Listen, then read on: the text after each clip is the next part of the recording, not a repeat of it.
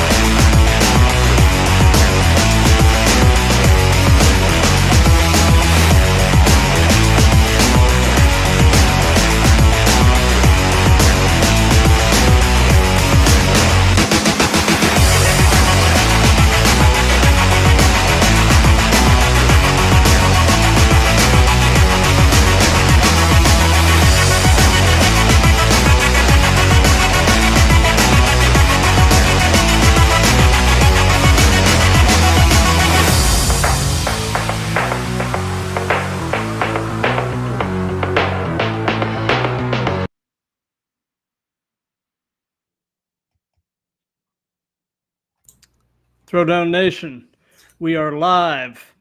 It is episode 68 of the Throwdown with Matt. It is a Monday. We are live on Instagram, YouTube, Twitter/X, Facebook, and Twitch.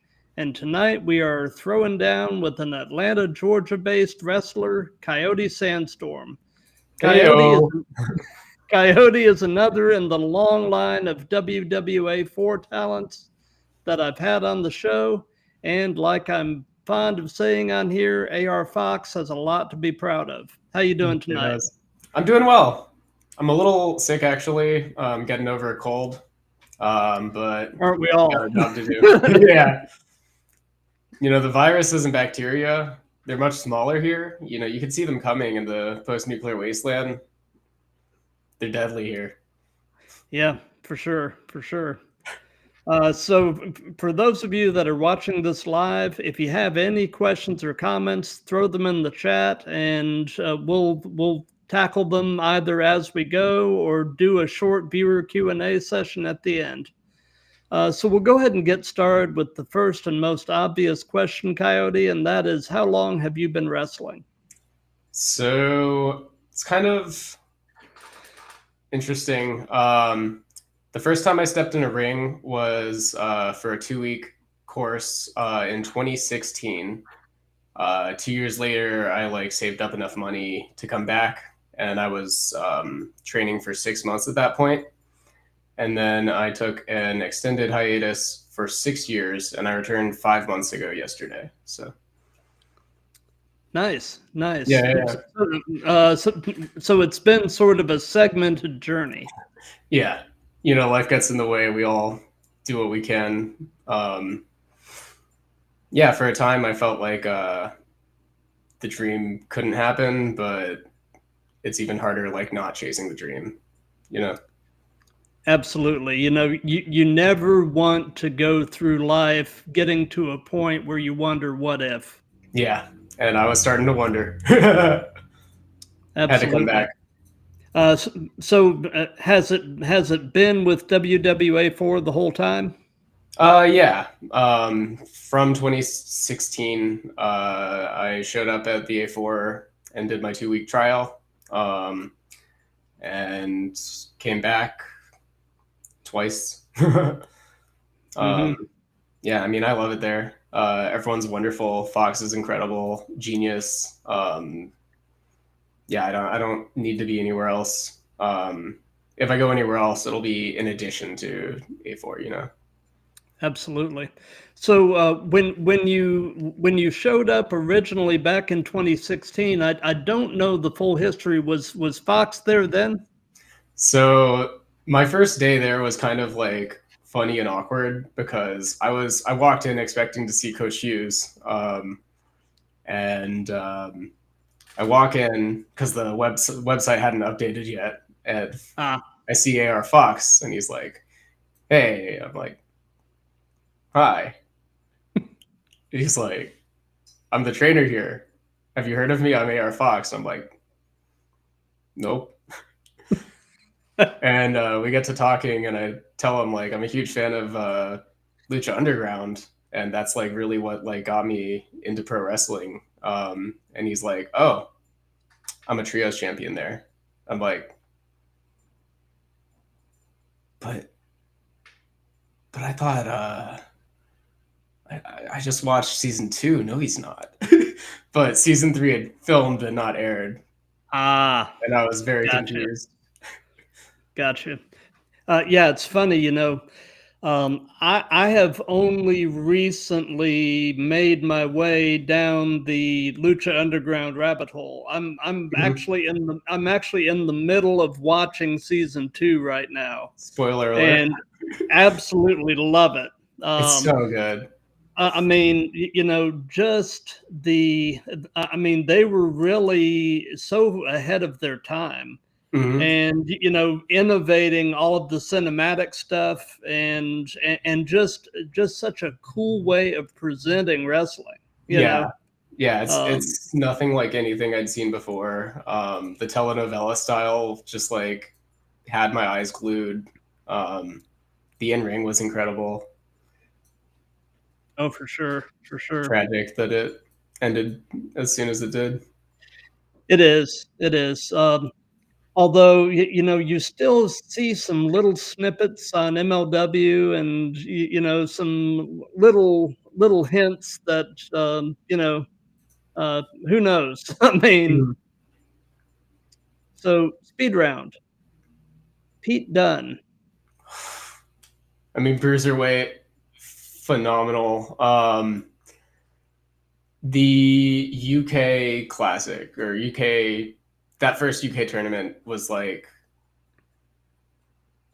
so inspiring to me and like incredible. The way they were able to take a tournament format, which is often like, good matches, you like to watch it, and implement the story, and it was through Pete Dunne. I just loved it. The way Pete Dunne like establishes himself as like the final boss, like Mm-hmm. I thought that was brilliant. Absolutely. So, in terms of the early portions of your training, what Hmm. would you say was the most challenging part? What was the hardest aspect of wrestling to catch on to or wrap your mind and body around? I'm gonna say that there's a few like stages of this question of this answer. First, bumping hurts, Yep. especially when you haven't gotten used to it yet. Second is like just how all encompassing it is. Like there's diet, there's exercise, there's time management, and then as you keep trying to get your name out there, you're having to spend more of your time off as time on, going to shows, helping them set up. Um, just how much of your life goes into it is challenging. Absolutely. It's definitely a labor of love. Mhm. Yeah, if you don't love it, like you can't really do it, I think. Right. And what would you say was the most valuable lesson that you learned early on? If a new trainee walked through the door, what would be one thing that you would want to impart to them early on? Hmm. Um, so this is a bit of a secret, an industry secret, is that it's kind of all fake. Um, like you don't want to be stiffing your opponent when you don't need to. You want to be as comfortable with your opponent as you can be. And especially early on, it can be easy to forget that and try a little too hard. Yeah, Um, and beyond that, I can imagine. just like working on like emotional toughness, just being ready for anything that gets thrown at you, being ready to take it head on and ready to grow from it. Absolutely. So I'm I'm guessing, but my assumption may be incorrect. But have you been a fan of this stuff pretty much all of your life, or No, I'm one of those rare cases where wrestling was actually banned in my household growing up. My dad thought it was stupid, and I can't think of anything else that was like not allowed in my house except for pro wrestling. really? Um, yeah, and I kind of like adopted that mindset just because like oh, my dad's smart, he knows everything. Um, until college, one of my roommates would watch wrestling, and I'm in the same room watching. I'm like, it's all fake, right? Like it's stupid. Wait, that was really cool. Hold up. And just like over time, watching more and just like admitting to myself that this is the coolest thing I've ever seen. Like I got into it very late in life. Gotcha. Well, what is your first wrestling related memory? So that kind of goes back to I would just kind of parrot my father saying that wrestling was dumb. Was hanging out with my neighbors. I must have been around 9 years old, and Hmm. they were watching some WWE. I want to say pay per view, maybe I'm not sure. And I'm just watching like it's fake. Like they're not really hitting each other. They probably were. And yeah, look, they cut every time there's like a slam. It must be fake. And it really wasn't until college when I like actually put any amount of time into watching. It took a long time for wrestling to like grab me and like for me to release that stupid ego. Gotcha. So, out of curiosity, now that you're in the business, what do your parents think? So I've had to come out to my parents as gay and as a pro wrestler, and it was way harder to come out to them as a pro wrestler. Um, they ultimately understood. They don't want to see me get hurt, Right. but like they know that I need to be chasing my dreams, and if I don't, then I'm kind of miserable. So Absolutely. Absolutely. So, recognizing that you got into this stuff later than a lot of folks, at what point did you have an inkling that you wanted to try to do it yourself? it hit really fast. Because I remember, I think it was probably winter of 15 or 14. It was around 2014 or 15, and by the time that Mania came around, I was like, man, I want to at least try it. Like I've always been like kind of medium athletic, but I'm like, I simply do not know how hard it is, so I want to give it a shot. Gotcha. Gotcha. Speed round. Christopher Daniels. Not familiar. He I'm was sure I've seen some of it, but he was pretty big in TNA back in the early 2000s. Um, he wrestled under the Fallen Angel moniker. okay, Yeah. man.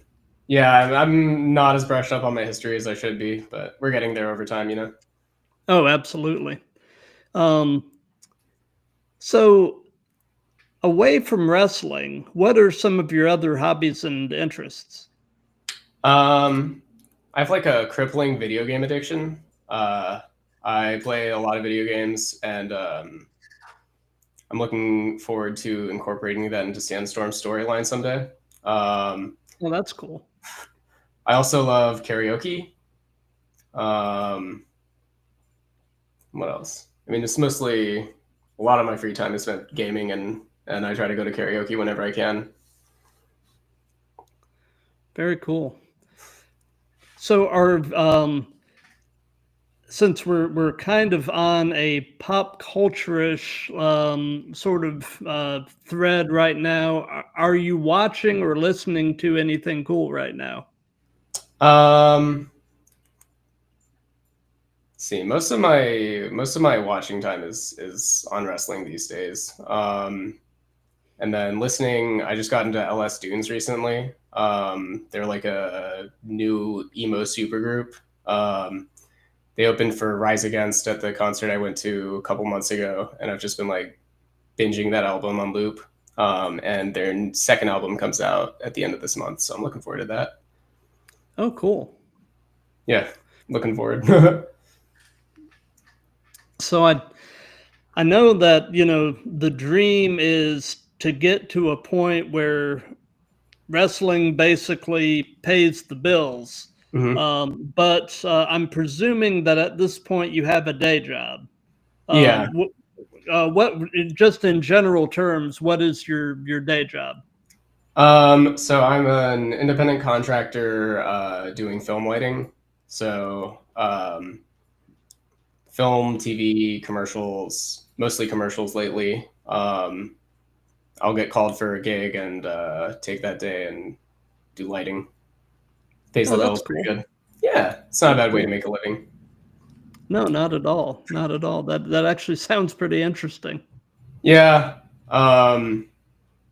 You kind of like you spend enough time doing it and you kind of like lose the glamour of the whole thing. But no, I enjoy it. There's a lot of Gotcha. worse ways to be making a living. Oh, for sure, for sure. You could be digging ditches. Yeah, that wouldn't be fun. Not at all. I don't know. Someone might be really into digging. I could see Yeah, that. yeah. Couldn't be me. Speed round. Jonathan Gresham. Also not super familiar. I've seen some, but not enough. Gotcha.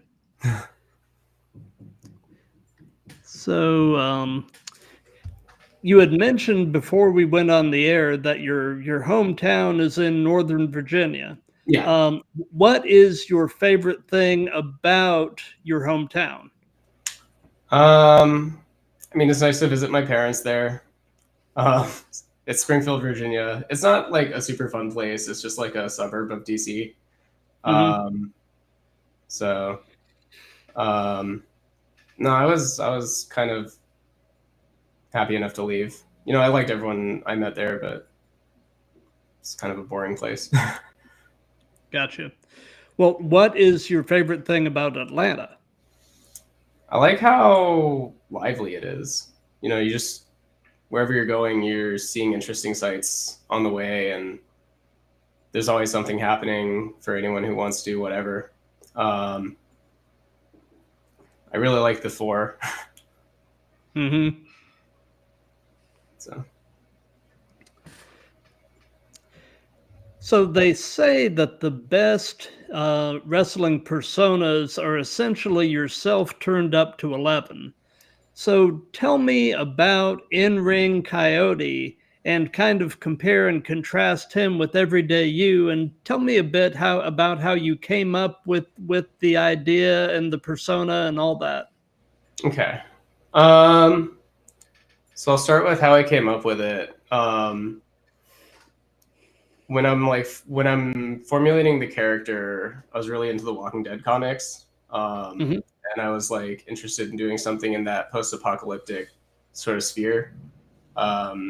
I was influenced by Lucha Underground, so I wanted to do some kind of a character that could like stand on its own in the ring or outside of the ring. Um,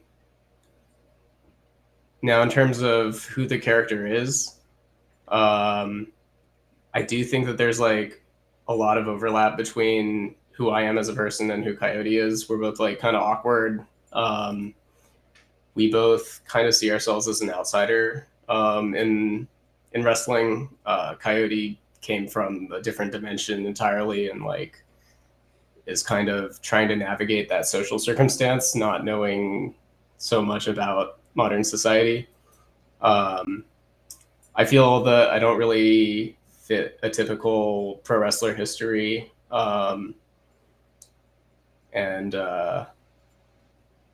yeah, we're both just like trying to connect with people and trying to make right, like trying to see more justice in the world, you know, and fighting as hard as we can to do it. And I would say Coyote is braver than me. He kind of like, I reduce my worst traits about myself while still retaining some of my annoying personality and my like fun-loving personality. But like Coyote is more quick to stand up for his friends. He's more quick to stand up for himself than I am. Working on it. Aren't we all? But so has anybody in particular at the fore been a help to you with storyline and persona development in particular? In those aspects, not so much. More just because I haven't really like gone asking advice really yet. I'd say Chainmail has given me some good thoughts. I'm excited to work with him more in the future because we're both kind of in that same line of like a character that stands on outside of wrestling but is in the ring. We're both from a different dimension. And then but I mean, that's not to say that the guys at the fore haven't been helpful. Just I haven't really been. I'm trying to like figure out how to do all the moves and the mechanics and the basics even, and everyone's been extremely helpful and like kind and gracious in that. I just I haven't been really asking much about the character yet. So Gotcha. I will say when I brought up the character, I can remember I was like sweating with nerves when Fox asked like, "Hey, what's your gimmick, man?" I'm like, "Oh, I think I want to do Coyote Sandstorm," and like seeing his eyes light up and getting some sort of like positive feedback from Fox way back then, like that was probably something I won't forget. Was like me putting an idea out there and someone as great as Fox thinking like, "I see it." Yeah, that had to be a confidence builder to have him see, or at least have some idea of your vision, and to see that he thinks it's something that could translate to the ring. That's pretty neat. I was kind of scared shitless to bring it up. Sorry, am I allowed to curse? Oh, of course, yeah. Okay. Yeah, I was kind of scared shitless to bring it up. And then just getting not a flat, like, that's crazy, that's ridiculous. Like, felt very, very good and affirming. Speed round. Chad Gable. Love Chad Gable. Trying to come up with like a quick. I mean, I love Chad Gable. I think he's one of the best that's doing it right now. Like, there's probably no one else in the current product that I'm more excited to see. He's always been great in the ring, but like stepping up his mic skills, he's just like so entertaining. Has been for a few years now. Absolutely. Like you said, you know, the guy has always been amazing in the ring, but to see him put in the work to get better on the mic, you know, is really just inspiring. It is. It really, really, really is. Yeah, because you can tell that he has like this one natural attunement, the physicality and the in-ring side. But to know, like, he's an example of someone who can take his natural inclination, work on the opposite, and then become great at both. Like, absolutely incredible, absolutely inspiring. Yeah. I'm stoked I knew his name when you said it. And, you know, somebody else who I've been watching a lot of in the last few years, and I've seen a lot of progression from just being amazing in the ring to really upping his mic game is also Will Ospreay. Mm-hmm. Yeah, for sure. Because I'd seen him in the ring before, and then I like kind of stepped away for a long time, just peeking in here and there. And then when I came back to watching AEW and seeing Will Ospreay, I'm like, he's really good on the mic now. Yeah, he can talk. He can talk. Yeah. Like, oh, he's telling stories right now. Yeah, for sure.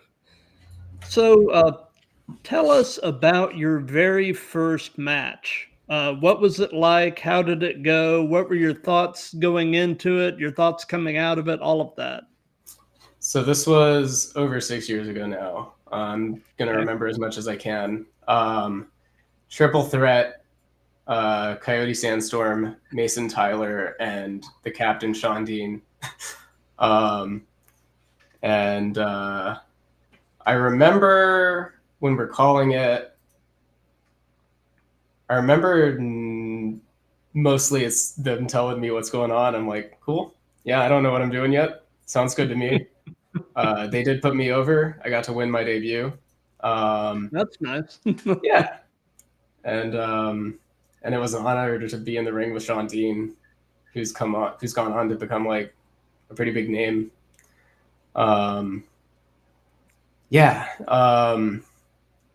Man, I can't remember much, and I don't think that the footage is still out there. But I remember being super nervous, thinking that I was gonna pee in the ring. I don't think anything went wrong. Something always goes wrong. Something goes wrong. Yeah. I remember at the worst, it was something where like we could. It didn't look obvious. Right. Yeah. No, surely it did not all go as planned. That's not how this works. Right. No. Not at the school at the least. Yeah. So now that we've heard about your first match, tell us about your favorite match that you've been a part of. I'd have if you can narrow it down. Yeah. I'd have to give it to my match with Fox back in 2018. We did a storyline where he attacks me after one of my matches. He breaks one of my arms. And then I'm gone for a week. And when I come back, we start a match. And during the match, he breaks my other arm, like some kind of a jerk. And I have to figure out how to do the rest of this match without any arm offense. And that's kind of cool. It was a lot of fun. I really like playing with limitations. And having to adapt. So that was a lot of fun. And also, there were a couple really fun moments where, one, again, school student, there's a spot where he kicks me in the head 3 times. I'm supposed to like go with it, go with it, go with it. And I just eat him, almost black out. I can see him during the next spot. He's like, if this guy is not conscious, I'll just pin him. But I was. And then he, I hit him with a crucifix driver off the second rope, and he just takes it like a maniac. Like watching the footage, I'm like, did he break his neck? I'm like, no, he's right there. He's fine. But yeah, it was a lot of fun. It's not like, yeah, go on. Oh no, you go ahead. I was just gonna say, like, a lot of my matches, I'll remember a bit here or there, but like that match, I feel like I remember more than most. So. Gotcha. So what was, out of curiosity, storyline wise, what was Fox's motivation to want to break your arms and such? Man, he was a menace back in the day. Like lately he's been cool. He's been like kind. He's been helping everyone out. But like back in 18, he was just wrecking house. And these are the students that pay him. Yeah. And he wrecks us. Yeah. I think he was jealous of me probably because I was like getting so over and like everyone loved me so much. And he's like, man, this guy barely knows how to wrestle. I taught him everything he knows. Like, Gotcha. that's just my So, theory. so what is the longest you have ever driven to get to a match? Um, so far in my return stint, I have not really worked outside of the four, but in 18, I did have a couple shows in Jacksonville, Florida, I think, 5 hours away. Okay.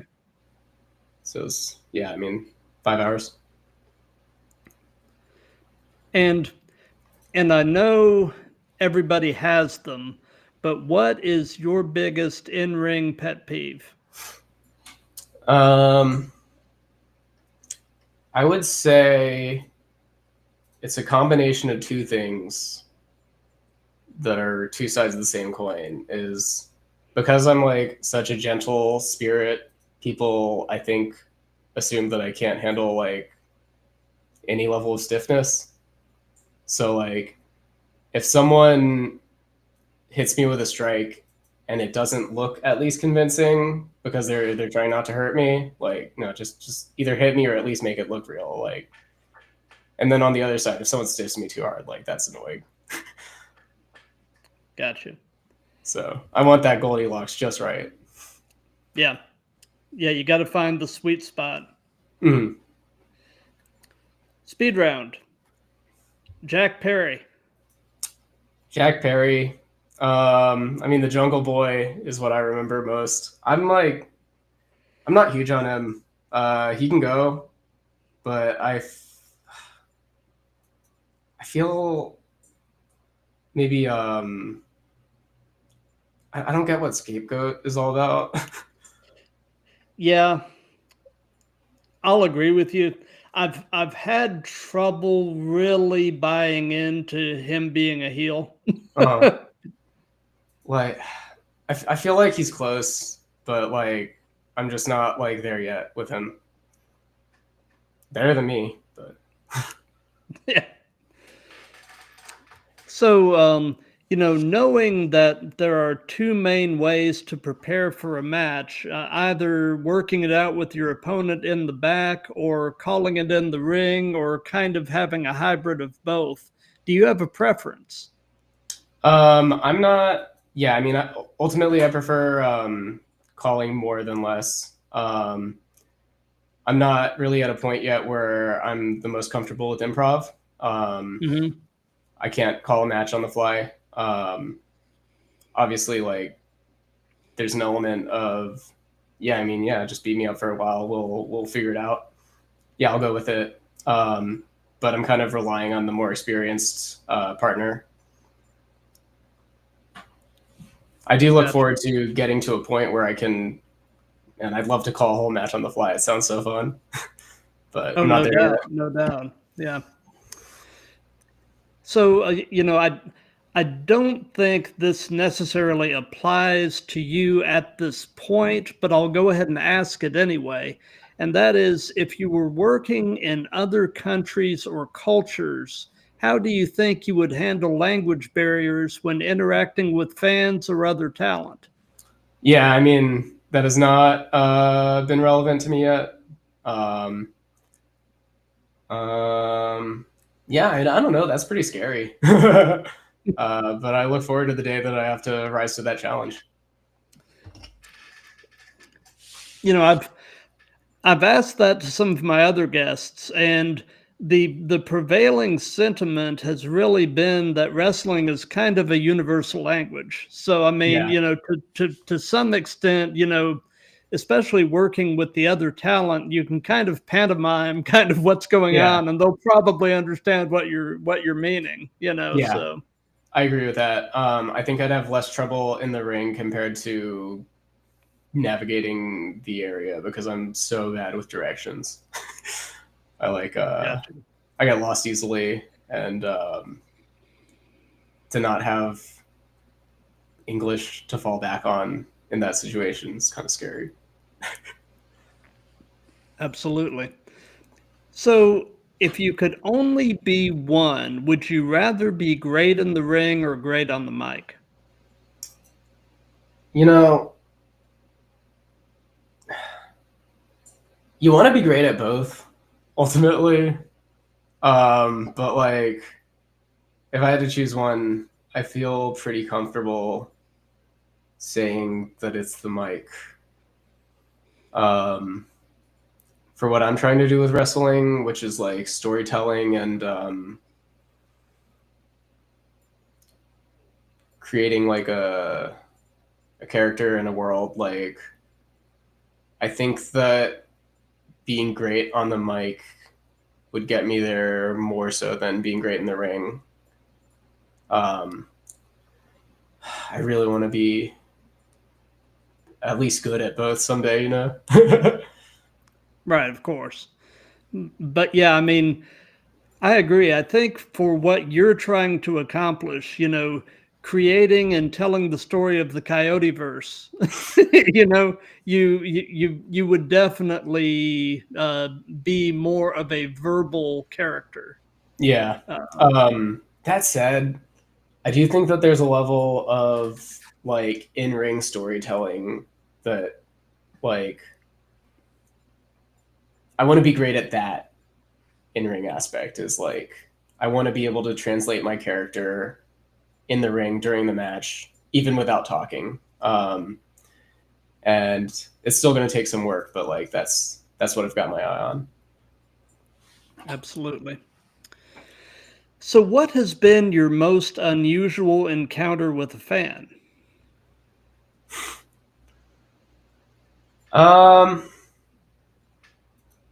Man, this might sound a little sad, but it was my first indie show outside of the four, and there's an intermission. I'm walking around, and a child comes up to me, and he's like, "You're Mr. Sandstorm?" And I'm like, "Yep." He's like, "You're my favorite so far." I was just like, "Oh." I was supposed to be a heel that day, and I'm like, "Should I be mean to this kid?" And I'm like, "I can't be mean to this kid. It's like too sweet, too kind." So, yeah, I mean, I was taken aback. I wasn't expecting that. That's pretty neat. Yeah. Yeah. And so, do you have a preference yourself between working heel or baby? I want to someday be a great baby face. Um, Working heel can be fun. It's what I have less experience with. It's really fun.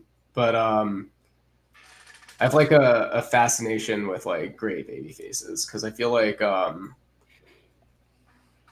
there's a whole host of people you can go, oh, they're so good at heel work. Like they're so funny. I think it's harder to be that face that's so good at connecting to a crowd, and that's what I'm like very interested in becoming someday. Gotcha. Speed round. I'm going to name a name, and if you're not familiar with it, I'll name another name. Let's do it. Billy Starks. I definitely know the name, but I can't place. Okay. Josh Barnett. I've seen Josh Barnett. He was at Wrestle Kingdom this weekend, wasn't he? Yeah. Or last weekend. Yeah, I mean, I haven't seen enough. I haven't gotten enough of just from one Rumble. I bet he's great. He is. He is. He is one of these people that has actually competed in MMA. He was in the UFC for a while. So I mean, he has done legitimate shoot fights and also has had a pretty successful career in professional wrestling as well. Mm-hmm. He runs the Bloodsport shows. I don't know if you're familiar with those. Yeah.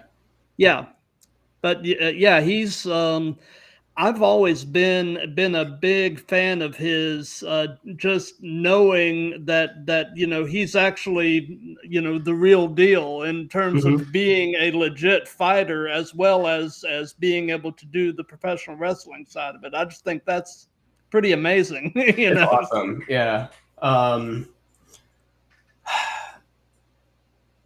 there's like that air of legitimacy that it adds when you can do both. Hmm. Um, it's really impressive, and like it's two totally different like mindsets that you have to be in. Where like one, like from my understanding, like when you're in MMA, you're like trying to kill your opponent until the referee stops you, Yeah. versus like in pro wrestling, you're trying to be as like comfortable to your opponent as possible while still making it Yeah, look. while making it look while making it look legit. Yeah, a Yeah, lot of respect to the people who can do both. absolutely. So, and I know this happens a lot more than most people really know. But can you share an example of a time during a match where you had to really improvise, where something went completely sideways? There's two that kind of come to mind. One of them's like more sideways than the other. I had a match with Ashton Starr at the four where I'm supposed to take his like big Alabama slam outside of the ring, and I'm like, "Is that gonna hurt?" And he's like, "Yeah." I'm like, "Okay." Um, and then when the spot comes up, I'm guessing I was just like afraid, but I accidentally like hooked his head in DDT position, and he goes to slam me and just like also flops with it, and he's like, I didn't even recognize until he like taps me. He's like, "Hey, you DDT'd me during the Alabama Slam. Take one breath. What we're gonna do? We're gonna pivot." I'm just like, man, I want to be that composed someday. um, and then the other time was that same first indie gig I had, where I'm told like, "Hey, this guy's going to be your opponent. Hopefully, you have some time to call some stuff." Like, okay, and we get there, and I think he was pretty late. No, no, no, no. And then we get told like, "Hey, so it's going to be a triple threat now." I'm like, "Oh, okay." Yeah, you don't have any time to call it. I'm like, "Oh, okay." So that match turned out to be entirely improvisation, and we were not able to like have that air of like, "Oh yeah, we'll do this." Yeah, and then hit me with that. No, it was just like chaos. It was chaos out there. A lot of fun. Oh, no doubt, no doubt. Crowd seemed to like it So, enough. well, hey, that's the important thing. Love you or hate you, they'll never forget you. Yeah, that's the goal. So, in terms of your in-ring work and your promos and such, who or what would you say are some of your influences? And when I say what, it can be pop culture, it can be anything. Um, I love Sami Zayn a lot. I think that he is an example of one of those like truly excellent faces, who can just like really, really, really connect with the crowd. Um, so I try to like study him and emulate some of the things he does in the ring. Mhm. And then in terms of like character, this is a weird pull, but My Chemical Romance's fourth album, Danger Days, I took a lot of inspiration for my character from that album and the comics. Mhm. Um, and then I'm very inspired by anime. Um, some of the Coyote Sandstorm lore is inspired by Naruto. Um, and yeah, I want to tell anime stories in the ring is like one of my big goals. Very cool. Very cool. But yeah, I've got a big appreciation for My Chemical Romance as well. They're So my favorite band. great, great band. So Great good. band. Underrated. Oh, for sure. So do you have an all-time favorite match as a fan? A match that you can have watched it a million times and it just doesn't get old, and there's always some new little nugget you can pull from it. Yeah. It's probably like an unusual pull, but Kevin Owens and Sami Zayn at Battlegrounds, I think 2016. Um, I think it was just like the timing when I was becoming a fan. That match kind of like it just grabbed me in a way that nothing I'd seen to that point did. Um, and something I love specifically about that match is that there's like a botch pretty early on. Sami Zayn like botches some kind of a rope trick, and the way they like roll with it and then incorporate that into the story and the sort of in-ring storytelling that they're doing with the two friends having to fight each other. Like I just love that match. Gotcha. So at that point in 2016, was he Sami Zayn or was he El Generico at the time? He was Sami Zayn by then. Okay. I believe this is Sami Zayn debuts before Kevin Owens at WWE, but Kevin Owens kind of like gains momentum while Sami Zayn's injured. And then he Gotcha. comes back. Okay. Yeah. Yeah. Yeah. That's. But have you gone back and watched some of the El Generico days? I've seen probably a match. I gotta watch more. Yeah. Yeah, his stuff on the Indies and Ring of Honor is really good, and same with Kevin Owens back when he was Kevin Steen. Uh-huh. His style on the Indies and Ring of Honor was a lot more violent than I mean, what they're doing now in WWE, the current storyline he's in, he is probably the closest to Kevin Steen right now that he's been since he came to WWE, and I'm really digging it. I'm really digging what they're doing right now. So yeah, no, I'm excited to see more where they take it. So, and this can be present day or past. Who would be a dream opponent for you? Who would you love to work? And Kevin Owens is up there. I love Kevin Owens. I think he's really good at telling stories in the ring. Dream opponents. I mean, Taker. Who doesn't want to match with Taker? Yeah, I wouldn't say that I'm like the fantasy booking type, but Owens and Taker for sure. I want to work with people who I can learn from, you know? Yeah. Yeah. One thing I'll say about Taker, though, man, it must be a long way down from that choke slam. Yeah, that's true. I would do it. I'd take it. Yeah, for sure.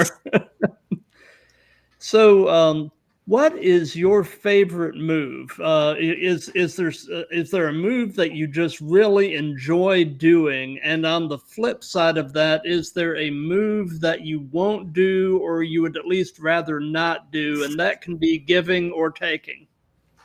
My favorite move visually and just performing also is the tornado DDT. I think it looks so nice and so like cool. I love a good tornado DDT. A move. I'm not gonna like say I'm not gonna take a move. But I remember my first back body drop, and I was so surprised how much it knocked the wind out of me. That I'm always hesitant when I have to take one of those. Mm-hmm. Just the memory of that first one. I'm like, okay, let's do it. So, you're still a pretty young guy, and so I'm not sure if this fully applies, but what hurts right now?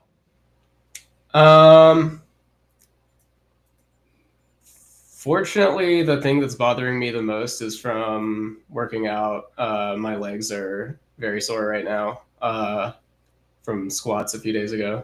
And then my hips are kind of doing this like dance where like my right hip will bother me. So I'll like put more weight on my left hip. And then my left hip starts bothering me and I put more weight on my right hip. So my hips have been annoying. And then the last one is my shoulder has been kind of like bugging me on and off for a while. I'm 31, even though I look very youthful and very like, youthful, but I'm starting to get up there, starting to see Aren't that we all? mortality. I mean, yeah, yep. I know it's all perspective. Oh, it is. I'll say this much: being in my mid 50s, when you hit 50, it's a weird time, dude. Can't wait. Your body starts doing some just crazy stuff. I mean, I've thrown my back out sneezing. It's Looking forward to it. oh yeah, it's good times, man. Yeah, I remember it was like maybe a week after I turned 30, I got this rash on my butt and it just like would not go away. So I can only imagine what 50 is going to look like. Oh, it's truthfully, it's great. I mean, any day you start and finish above ground is a good day. So. Yeah, we take those. So, what is the most significant injury that you've suffered either wrestling or training? I mean, so I haven't been doing it that long. It's probably the shoulder. I think it was from, I can't tell for sure. I think it was from landing a drop kick incorrectly. And I was surprised how long that was bothering me, and it still does every now and then. And then a more funny story, though, is from 2016 or 2018, where I had to do one of those, like, grab someone's feet off of the ropes and make them, like, hit their balls. And when I did, I jumped down from the apron and, man, landed on my foot all wrong. And that hurt for a week. Oh, no doubt. Yeah. So what is your take on the role that social media is playing as a promotional tool for wrestling? Yeah, I mean, it's such a game changer. The way you're able to like reach out to a whole world, and it kind of like changes what people might focus on if they're trying to create a viral moment. But ultimately, like, I think it's a good thing where like more access allows more people more eyes, so creates a more competitive like art form in a way. Yep. So you said you're 31, so I mean you're still comparatively a pretty young guy, but knowing everything that you know at this point in your life, if you could give any advice to your younger self, what would it be? The main thing is like show yourself grace. It's really easy for me to go 100 or 0, and I need to be going less than 100 and more than 0, and just to be kinder to myself in that regard. And then just that has to be a number, like emotional toughness, like I brought up before, but like just being kinder to yourself and giving yourself more grace. It's a marathon, it's not a sprint.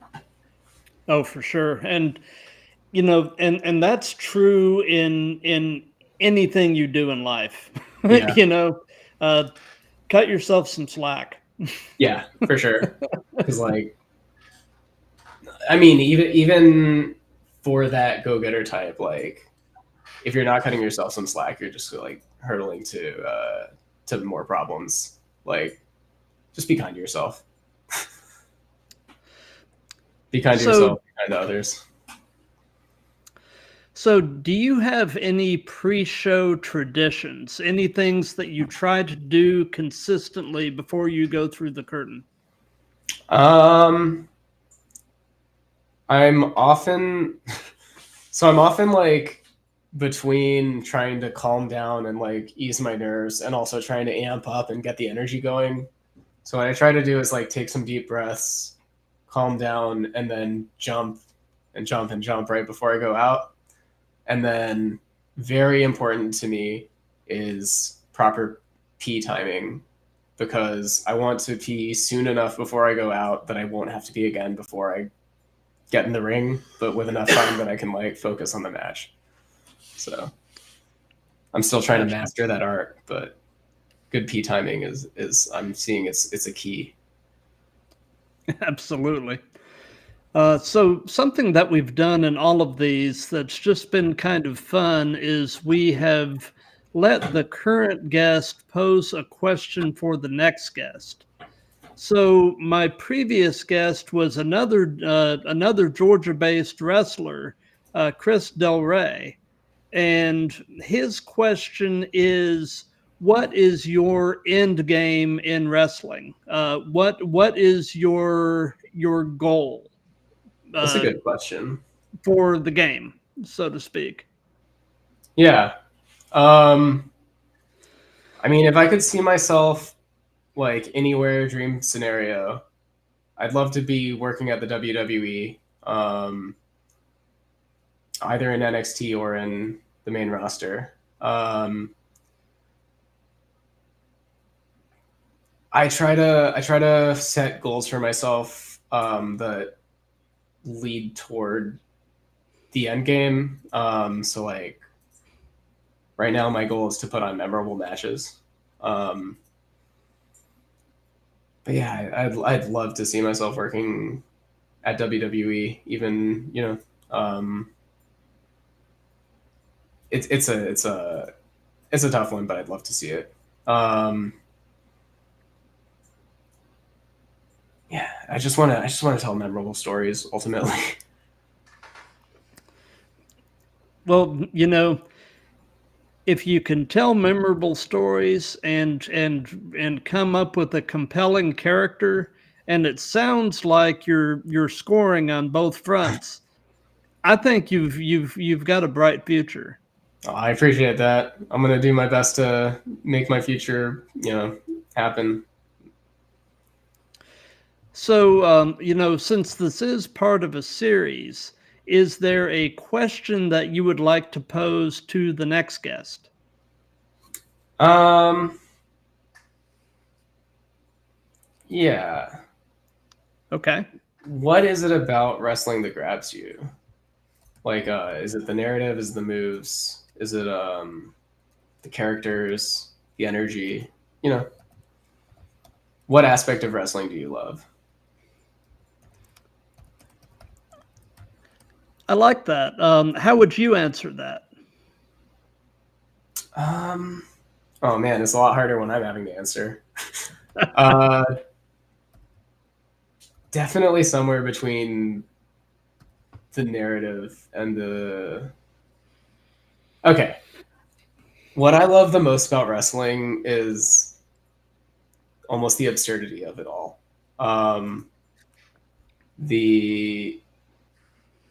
The kayfabe shoot, where's the line, and like we're all watching this product, understanding that it's play fighting, and I just love that absurd element of it.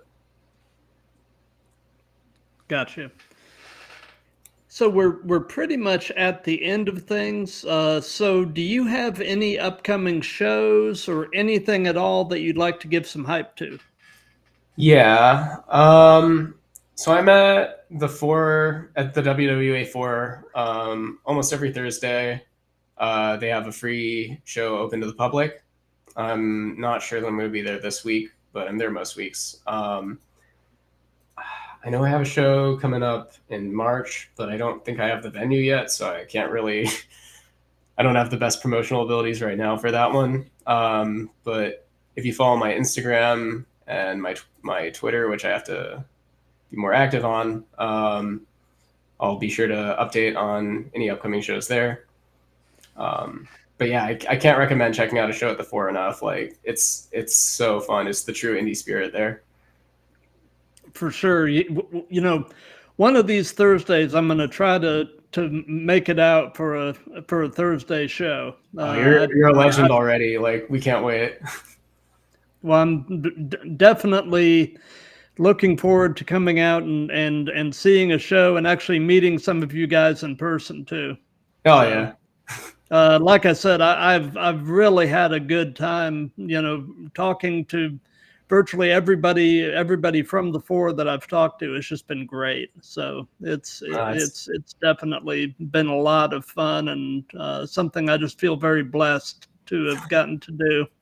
Yeah, no, I mean I'm so honored to be a part of it and like to have met the people I've met. Everyone there is just so. Everyone there wants everyone to do well. Like, it's an amazing community, and yeah, I'm honored to be a part of it. For sure. And you know, they say you know, in a situation where you're working with people that are all striving toward a common goal and they're all hungry, you know, iron sharpens iron and all that good stuff, you know. So it's Yeah. it's definitely a great thing. And you know, as far as what's coming up on the show, tomorrow night I've actually got an episode I'm really looking forward to. Tomorrow night at 7, I've got episode 69, and Ooh, I've got nice. a super fan uh, named Miss Betty, and she is a fixture at indie shows in Georgia and South Carolina, especially in the Augusta area. I love And that. and I've been to a couple of shows out there, and Miss Betty is one of a kind. So I am so excited to actually have her on and get to kind of pick her brain and find out her history as a fan and all that good stuff. So it's going to be a lot. It's going to be a lot of fun. And then on Wednesday at 7, I've got a guy who he's based out of Alabama, and he is the announcer and manager for Spartan Pro Wrestling out there. A guy named Joe Crow, and he also has some involvement as one of the driving forces behind Dragon Con here in Atlanta. Ooh, okay. So I'm excited to talk to him about both wrestling and pop culture. I mean, I think that's going to be another fun one. Oh yeah. And then on Thursday at 7, I've got episode 71. I've got a Florida-based wrestler and the newly crowned champion at Pro Wrestling Rebellion down there, the Element Shane Evans, I'm sorry. Okay. But yeah, I'm so I've got those three, you know, coming up over the remainder of the week. And you know, for those of you that have been watching this live, thank you. For those of you that'll be watching this on replays and you know, clips off of the web, thank you for that as well. You Thank know, you. if you like what we have going here, definitely you know, do the old like, comment, share, subscribe, all that good stuff. You know, every little bit of that helps. And we've also got a merch store.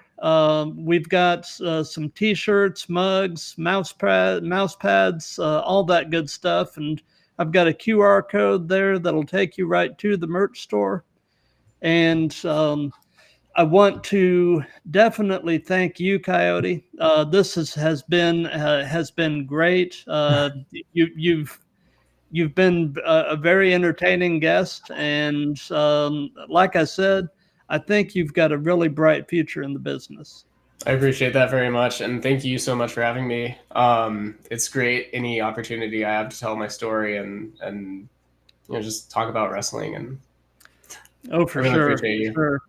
And you're part of the Throwdown family now, so you can consider yourself as having a standing invitation to come back anytime. Awesome. And I definitely look forward to following your career. Appreciate you. So everybody have a wonderful night. I'll be back tomorrow night at 7 with Miss Betty. So definitely be on the lookout for that one. And everybody have a great night. Love each other.